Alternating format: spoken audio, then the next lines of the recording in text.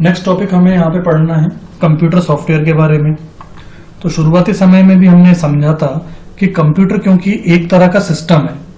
System का मतलब मैंने आपको बताया था कि हर वो मशीनरी या वो वातावरण या वो प्रणाली जहां पर कई सारे पार्ट्स मिलकर एक पर्पस के लिए, एक उद्देश्य के लिए काम करते हो। यूं समझ लीजिए कि सिस्टम में कभी भी सिंगल पार्ट काम नहीं करता। सिस्टम का मतलब प्रणाली से है। हर वो वातावरण, हर वो मशीनरी जहां पर कई सारे पार्ट्स मिलकर काम करते हो, उस प्रणाली को सिस्टम कहा जाता है। अब क्योंकि कंप्यूटर को भी कंप्यूटर सिस्टम मैं बता चुका हूं इसलिए कहा जाता है क्योंकि कंप्यूटर में इनफैक्ट कंप्यूटर नाम की तो कोई चीज होती ही नहीं है। कंप्यूटर में कई सारे पार्ट्स हैं, कीबोर्ड है, माउस है, रैम है, रोम है, मदरबोर्ड है, मॉनिटर वगैरह कई सारे पार्ट्स मिलकर के एक दूसरे की हेल्प करते हुए, कोऑपरेट करते हुए वर्किंग करते हैं।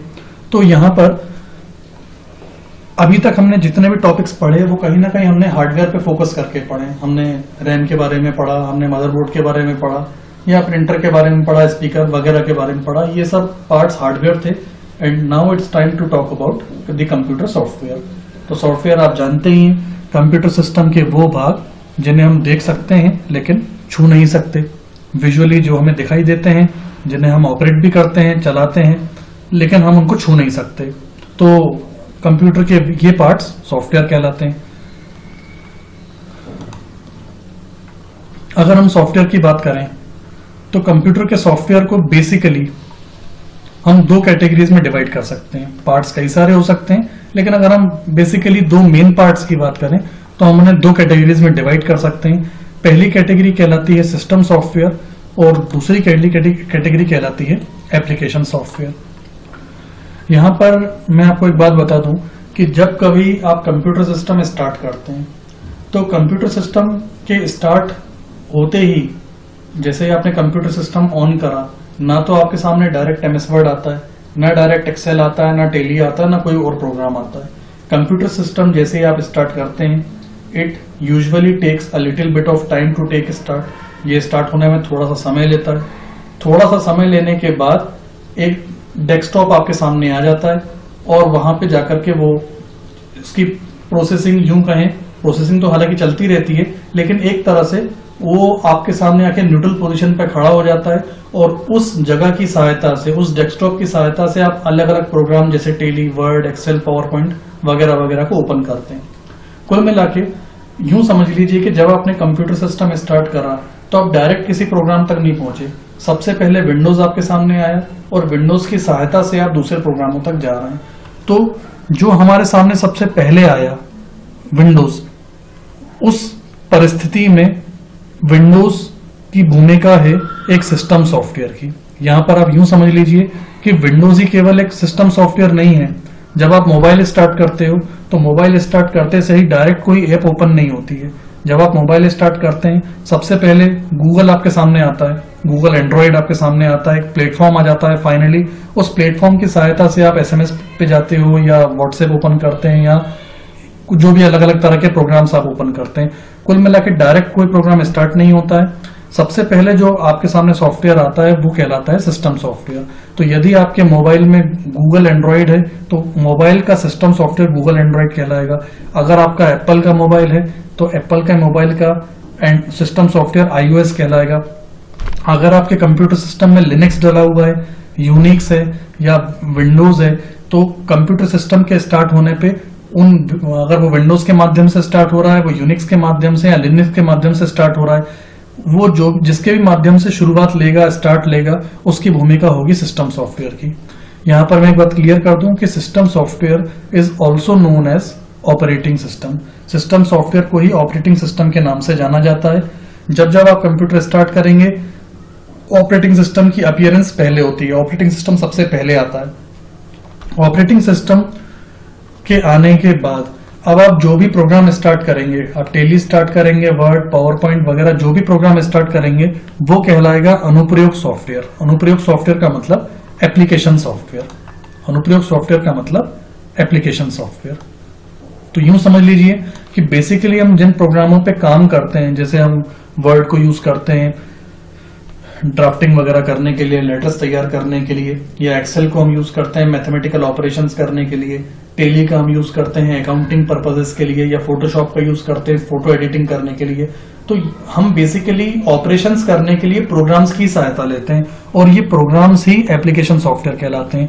मोटे तौर पे समझ लीजिए कि जो प्रोग्राम्स हम बेसिकली जिन पर वर्क करते हैं, all these programs are usually considered as application softwares. और उन एप्लीकेशन सॉफ्टवेयर्स तक पहुंचने के लिए जिस सॉफ्टवेयर की हम सहायता लेते हैं, जिस ऑपरेटिंग सिस्टम की हम हेल्प लेते हैं, उसे सिस्टम सॉफ्टवेयर के नाम से जाना जाता है। यही बात यहां पर नीचे बताई गई है सिस्टम सॉफ्टवेयर के बारे में। ये देखिए कि जब आप कंप्यूटर सिस्टम स्टार्ट करते हैं तो उन अलग अलग प्रोग्राम्स तक पहुंचने के लिए, अलग अलग प्रोग्राम्स तक पहुंचाने का काम इसी सिस्टम सॉफ्टवेयर का ही होता है। हम यूं कह सकते हैं कि सिस्टम सॉफ्टवेयर एक प्लेटफॉर्म की भूमिका निभाता है। फिर से समझ लीजिए, सिस्टम सॉफ्टवेयर एक प्लेटफॉर्म की भूमिका निभाता है जहां पर रहकर हम किसी भी प्रोग्राम को ओपन कर सकते हैं और क्लोज करने के बाद भी हम इसी सिस्टम सॉफ्टवेयर पर ही वापस आते हैं। यहीं से हम किसी प्रोग्राम में जाते हैं और प्रोग्राम से वापस आने के बाद यही जगह हमको वापस मिलती है। अब इसे सिस्टम सॉफ्टवेयर ही क्यों बोला जाता है? तो पहली बात तो ये समझ में आपको आ चुकी होगी कि कंप्यूटर सिस्टम स्टार्ट होने के बाद सिस्टम सबसे पहले इसे ही इनिशिएट करता है किसी भी दूसरे प्रोग्राम को चलाने से पहले। संभवतः इसलिए इसका नाम सिस्टम सॉफ्टवेयर है। सेकेंडली, सिस्टम से रिलेटेड जितने भी तरह के माइनर या मेजर ऑपरेशंस होते हैं वो करने की परमिशन हमको यही सिस्टम सॉफ्टवेयर ही देता है। उदाहरण के लिए, अगर आपको हार्ड डिस्क को फॉर्मेट करना हो तो यूजुअली हम लोग सिस्टम सॉफ्टवेयर की सहायता लेंगे। अगर आपको पार्टीशंस देखने हो, पार्टीशंस पर डिफ्रेगमेंटेशन करना हो, छोटे मोटे सिस्टम से रिलेटेड जो भी ऑपरेशंस होंगे वो यूजुअली हम लोग सिस्टम सॉफ्टवेयर की हेल्प से कर सकते हैं। कहीं ना कहीं सिस्टम सॉफ्टवेयर सिस्टम को लेकर के बहुत ज्यादा रिस्पॉन्सिबल होता है, इसलिए इसे सिस्टम सॉफ्टवेयर के नाम से जाना जाता है। यही चीज मैंने आपको ऑपरेटिंग सिस्टम के बारे में, ऑपरेटिंग सिस्टम सिस्टम सॉफ्टवेयर की ही श्रेणी है, उसी का मुख्य प्रकार है। यह किसी भी कंप्यूटर को चलाने के लिए सबसे आवश्यक सॉफ्टवेयर है। यूं समझ लीजिए कि अगर हमारे कंप्यूटर सिस्टम पे फोटोशॉप नहीं होगा तो हम शायद फोटो एडिटिंग ना कर पाए। अगर हमारे सिस्टम पे टेली नहीं होगी तो शायद हम अकाउंटिंग ना कर पाए या टेली इसका कोई काम ना कर पाए। हालांकि टेली के सब्सटीट्यूट दूसरे सॉफ्टवेयर हैं, हम उनकी सहायता ले सकते हैं, लेकिन बात यह है कि अगर कोई सॉफ्टवेयर नहीं है तो आप उस सॉफ्टवेयर का यूज नहीं कर पाओगे। ठीक है, लेकिन सिस्टम तो चलेगा। अगर कोई एप्लीकेशन प्रोग्राम नहीं है तो हम उस एप्लीकेशन प्रोग्राम का यूज नहीं कर सकते, लेकिन सिस्टम तो चलेगा। कोरल ड्रॉ नहीं है तो हम कोरल ड्रॉ का इस्तेमाल नहीं कर सकते, लेकिन सिस्टम चलेगा। एमएस ऑफिस नहीं है तो हम एमएस ऑफिस का इस्तेमाल नहीं कर सकते, लेकिन सिस्टम तो चलेगा। लेकिन अगर हमारे कंप्यूटर में ऑपरेटिंग सिस्टम नहीं है, सिस्टम सॉफ्टवेयर नहीं है, तो आप बिलीव कीजिए सिस्टम स्टार्ट ही नहीं लेगा। तो यूं समझ लीजिए कि ऑपरेटिंग सिस्टम या सिस्टम सॉफ्टवेयर का कंप्यूटर सिस्टम में होना मैंडेटरी माना जाता है। यही बात यहां पर बताई गई है।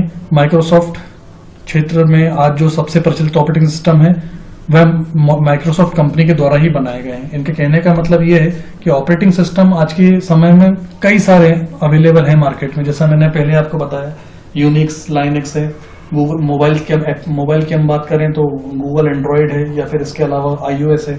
तो कई सारे ऑपरेटिंग सिस्टम्स हैं जो मार्केट में अवेलेबल हैं, लेकिन यहाँ पर यह बताया जा रहा है कि माइक्रोसॉफ्ट अभी के टाइम में सबसे ज्यादा प्रचलित ऑपरेटिंग सिस्टम है। बहुत ज्यादा जगह आपको माइक्रोसॉफ्ट का ऑपरेटिंग सिस्टम ही देखने को मिलेगा। रीजन उसका ये है क्योंकि उसका यूजर फ्रेंडली एनवायरनमेंट है। यूजर फ्रेंडली एनवायरनमेंट होने के अलावा एक बात यह भी है कि इसका एक्सपोजर हमारे सामने बहुत ज्यादा हुआ है। एक्सपोजर होने का मतलब आप ऑफिस में देखते हैं आपको विंडोज दिखता है, कॉलेज में देखते हैं यूजुअली हमको विंडोज दिखाई देता है, मोस्ट ऑफ द टाइम्स हमको आसपास में विंडोज दिखाई देता है, तो उसका एक्सपोजर हमारे लिए ज्यादा है, तो हम भी कहीं ना कहीं प्रेफर करते हैं कि ठीक है हम भी विंडोज यूज करेंगे। लेकिन हमें ये बात नहीं भूलनी चाहिए कि इसके अलावा भी अन्य ऑपरेटिंग सिस्टम भी है, जैसा मैंने पहले बताया था, एंड्रॉइड हुआ या हाइको हुआ, तो ये सारे ऑपरेटिंग सिस्टम्स हैं। ऑपरेटिंग सिस्टम्स मेमोरी मैनेजमेंट का काम भी करते हैं। मेमोरी मैनेजमेंट के अलावा आपको फाइल्स या फोल्डर्स क्रिएट करने हो, और जैसा मैंने आपको बताया कि सिस्टम से रिलेटेड अलग अलग ऑपरेशंस करना बहुत ज्यादा बड़ी रिस्पॉन्सिबिलिटी इसकी है। हालांकि कई सारी एप्लीकेशन प्रोग्राम्स ऐसे हैं जिनके थ्रू हम ऑपरेटिंग सिस्टम से रिलेटेड मैनेजमेंट का काम कर सकते हैं, कंप्यूटर सिस्टम से रिलेवेंट ऑपरेशंस कर सकते हैं, लेकिन फिर भी operating system is the most responsible software which belongs to the operations of the computer system. यही सबसे ज्यादा रिस्पॉन्सिबल सॉफ्टवेयर है जो कंप्यूटर सिस्टम के मैनेजमेंट से संबंधित माना जाता है।